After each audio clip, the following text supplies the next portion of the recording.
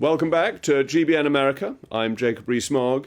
America's initial position at the UN was that Israel has the right to defend itself, so much so that Washington has twice vetoed council resolutions for a ceasefire in Gaza since the Hamas terror attack on October the 7th.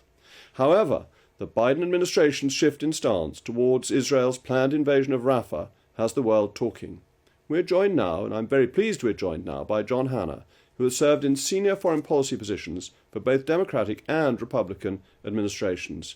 Mr. Hanna, what do you think prompted the Biden administration's shift in stance towards Israel's planned invasion of Rafah? Well, first, thanks for having me, Sir Jacob.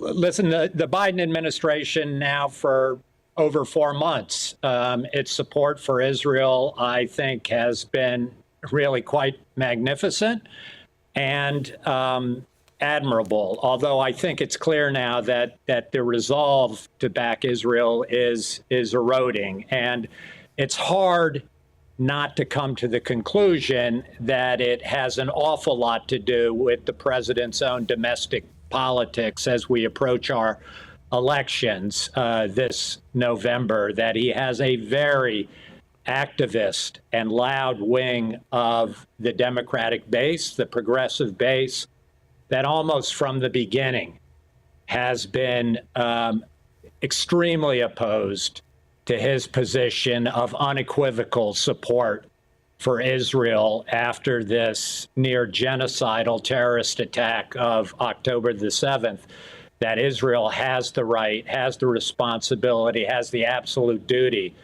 to see Hamas not only destroyed as a military organization, but to have that Hamas regime, its governance in Gaza, eliminated as well. And this is fundamental, isn't it, that Hamas must be destroyed, and that Rafah is the crucial conduit for arms coming in, for smuggling that Hamas has been able to use, then to have the munitions it needs to attack Israel. So if Rafah were to be left alone, then Israel's security couldn't be guaranteed. I think you're absolutely right that unless you go to Rafah, unless you take Rafah, unless you eliminate Hamas's control of the Egypt-Gaza border, you will not succeed in the mission of destroying Hamas. Rafah is the lung through which the Hamas army breathes. It's the critical node and smuggling point through which Iran has been able to provide Hamas with extraordinary military capabilities over the last 10 to 15 years. Unless Israel goes to Rafah, which is going to be admittedly a very, very difficult operation, and it is important that the IDF prepare carefully for that. There are over now 1 million displaced Palestinians on that border that need to be moved away as much as possible. There are concerns out of Egypt. They clearly don't want Palestinians running into the Sinai. That's a different issue, a discussion for another day, Egypt's role in all of this.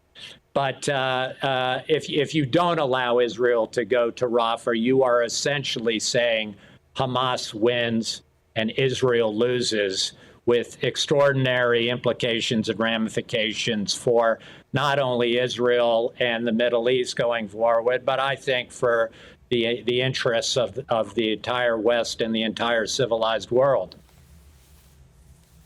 Well, you see, I think that's the fundamental point, that the civilized world, the West, doesn't have the stomach for the fight, does it?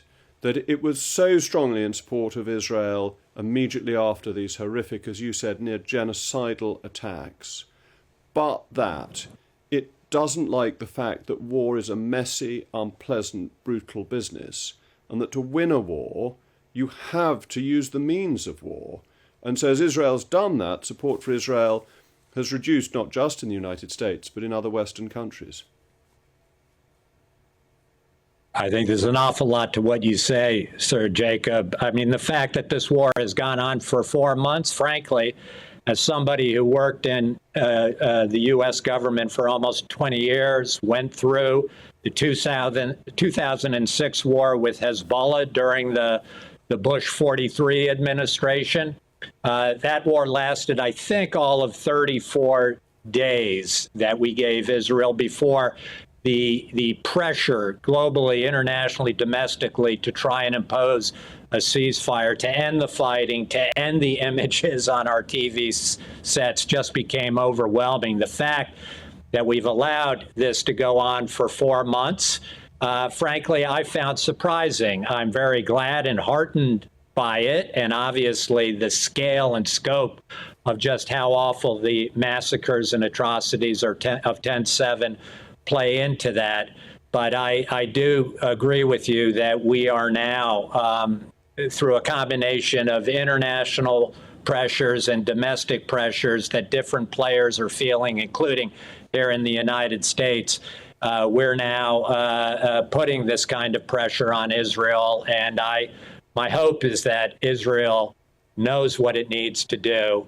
I think the Israeli people are unified that they cannot allow Hamas to continue to exist on that border. If Israel and the Zionist promise and enterprise are to be vindicated and to carry through, they've got to see this war through to the end.